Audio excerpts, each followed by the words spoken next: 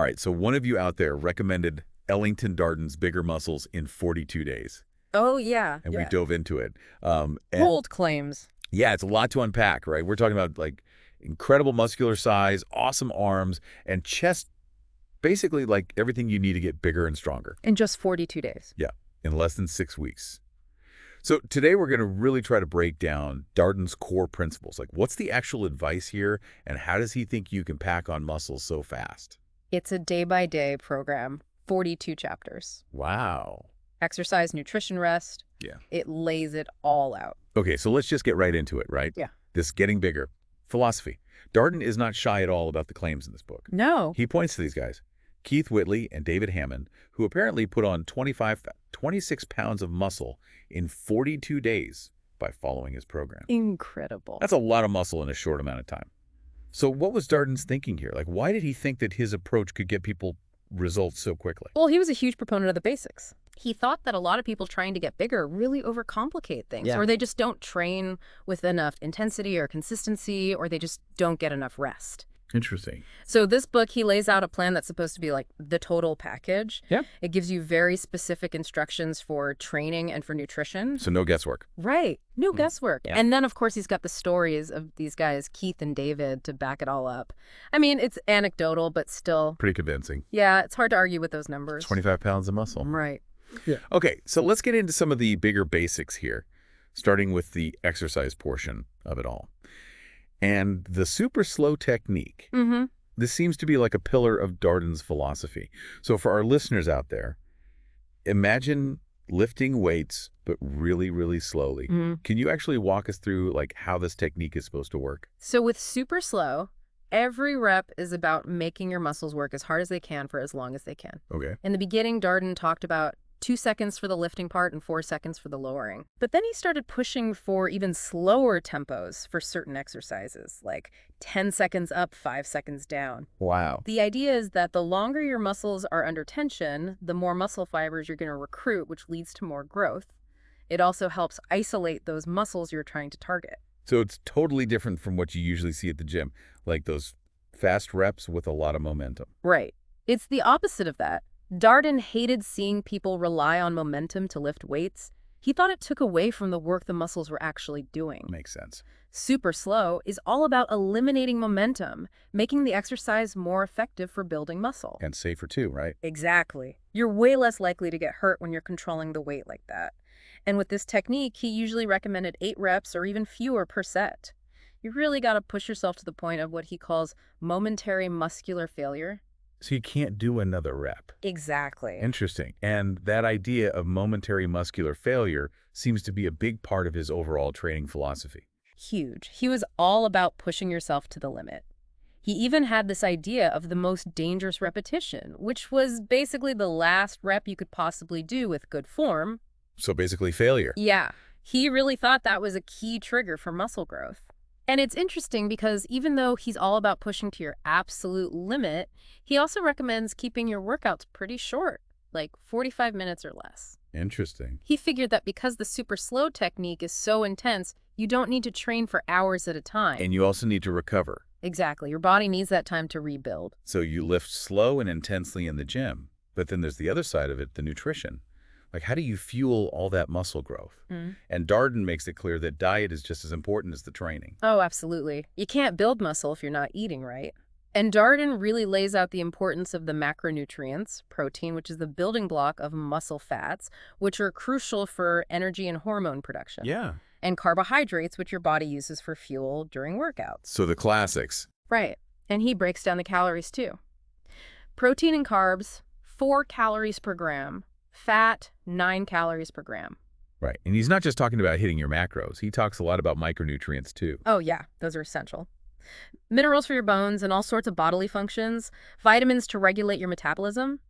He specifically mentions calcium iron, vitamin C, vitamin D, B vitamins. And of course, he's a big proponent of drinking plenty of water. Essential. Right. He's got this daily food guide for balanced nutrition. Yeah. And then this 4.4.8.8 ratio. So what's the thinking there? Yeah, break that down for us. Okay, so the daily food guide is based on 4 food groups: meat, milk, fruit, vegetable, and bread, cereal. Okay. The 4.4.8.8 ratio means you're supposed to have 4 servings of meat, 4 servings of milk, 8 servings of fruit and vegetables, and 8 servings of bread and cereal each day. It's basically a way to make sure you're getting all the nutrients you need in the right amounts. A framework for eating. Yeah, it's all about finding that balance. Now, what's really cool is that he actually gives us examples of meal plans for Keith and David throughout the 42 days. Let's talk about those. What do their diets look like? Well, both of them were eating a lot of food, especially Keith. Yeah. In the beginning, he was eating around 5,500 calories a day, including an 1,800-calorie shake. By week 6, he was up to 8,000 calories a day with a 2,800-calorie shake. Wow, that's a lot of food. It is. David's plan was similar. He started at 3,700 calories, and by the last week, he was eating 5,200 calories. So they're increasing calories throughout the program. Right, and they're adjusting the amounts they're eating from each food group as they go along. It shows how personalized the program is and how Darden adjusted things based on the individual's needs. And their progress. Exactly. Okay, so let's move on to the bigger program itself. Now, it sounds like the training structure changes quite a bit over those 42 days. Oh, yeah, it definitely evolves. How so? So in the first 2 weeks, you're training 3 days a week. Monday is legs, abs, and lower back. Wednesday is shoulders, upper back, and chest. Friday is arms, forearms, and neck. It's a classic split that hits all the major muscle groups. So you get a good foundation. Right. Then in weeks 3 through 5, you switch to a 4-day split called the contralateral split. Interesting. What's that? So with the contralateral split, you train one side of your body at a time. Okay. Like you might do left arm and right leg one day and then right arm and left leg the next day. You're still hitting each body part twice a week, but you're doing it in a way that Darden believed could help improve your strength and address any imbalances you might have. And then the week 6 is where things get really interesting with the negative-only training. Yeah. Week 6 is brutal. Tell me about that. So for negative-only training, you're focusing only on the eccentric part of the lift, so the lowering phase. Okay. You use really heavy weights, way heavier than you could lift on your own. So you might need a spotter to help you get the weight up, and then you control the weight as you lower it as slowly as possible. I can see how that would be intense. Negative training is known for building muscle and strength really fast because your muscles can handle a lot more weight when they're lowering it than when they're lifting it. Makes sense. Yeah. Now, Darden included Keith's actual training logs for all 42 days in the book. What kind of insights can we get from those? Oh, his logs are super detailed. You can see exactly what his day looked like from the moment he woke up to the moment he went to sleep. Wow. For example, on day 1, he had leg day, and his workout included leg curls with 175 pounds for 7 reps, leg extensions at 175 pounds for 8 reps, barbell squats with 225 pounds for 8 reps, and donkey calf raises with 360 pounds for 8 reps. Yeah. And then on day 2, he trained his upper body and did lateral raises with 60-pound dumbbells for 8 reps and bench pressed 225 pounds for 7 reps. Okay. And then on day 3, he focused on his arms and did barbell bicep curls at 85 pounds for 10 reps and dumbbell triceps extensions with 69 pounds for 12 reps. So he's hitting everything. Everything. Yeah. And you can see how the weight and the reps change over time and how he incorporates the different training techniques that Darden talks about. Right. So it's not just about the big picture. It's about all the little details that come together. Exactly. You can really see the progression and the consistency in Keith's training. It's all laid out right there. So we've talked about the intense training and the very specific diet. But Darden also talks a lot about recovery, which is often overlooked. It's so important. And Darden knew that. He even includes sleep guidelines in the book, recommending that teenagers get at least 8 hours of sleep, which is what both Keith and David did. He also builds layoffs and vacations into the program because he knows you can't go full throttle all the time. You got to take breaks. Right. You need time to rest and recover, both physically and mentally. He also suggests doing non-strenuous hobbies on your off days to help you unwind. Like what? I don't know, maybe reading a book or going for a walk. Something relaxing that won't interfere with your recovery. Okay, so in addition to the practical stuff, Darden also delves into some more conceptual ideas about muscle growth. Oh yeah, he gets into some interesting territory. Like what kind of stuff? Well, he talks about the evolutionary purpose of muscles and how they helped us survive. Okay. He also talks about the importance of doing a progress check halfway through the program to see how you're doing and make any necessary adjustments. He even has some more unconventional ideas, like this link between eye color and body type. He believes that people with darker eyes tend to be leaner. Interesting. And he talks about the difference between training for strength versus training for size and how you can adjust your training based on your goals. So it's all very nuanced. Right. It's not just one size fits all. And of course, there's the all or nothing right. principle, which is basically about giving 100% to the program. If you're going to do it, you got to go all in. Now, for someone who's actually following this program, how does Darden recommend tracking progress? Like, how do you know if it's working? Measurement is key.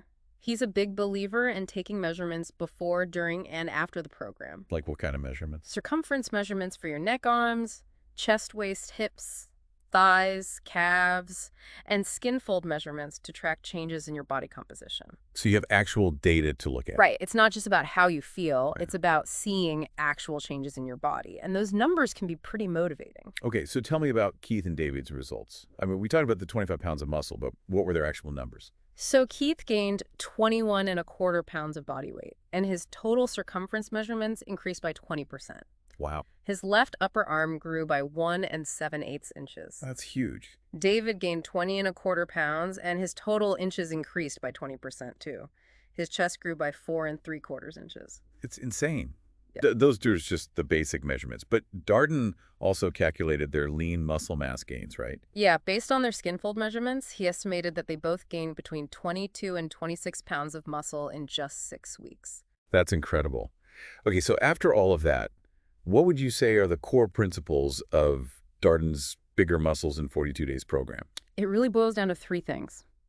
Intense, super slow training, a high-calorie, nutrient-dense diet that follows that 4.4.8.8 ratio, and adequate rest and recovery. Sounds intense. It is. It's a very demanding program, but if you're willing to put in the work and follow the guidelines, it's clear that it can produce some pretty amazing results. So for you listening out there, think about it. Super slow, training a structured diet with tons of food, pushing yourself to failure in every workout. Does that sound like something you'd be interested in trying? And if you did, what would be the most appealing part for you? What parts of Darden's program really resonate with you and your fitness goals? It's definitely a lot to consider, and maybe it'll even inspire you to explore the super slow technique or more structured bodybuilding program in your own fitness journey. Thanks for joining us for this deep dive into Ellington Darden's Bigger Muscles in 42 Days. It was a good one. See ya.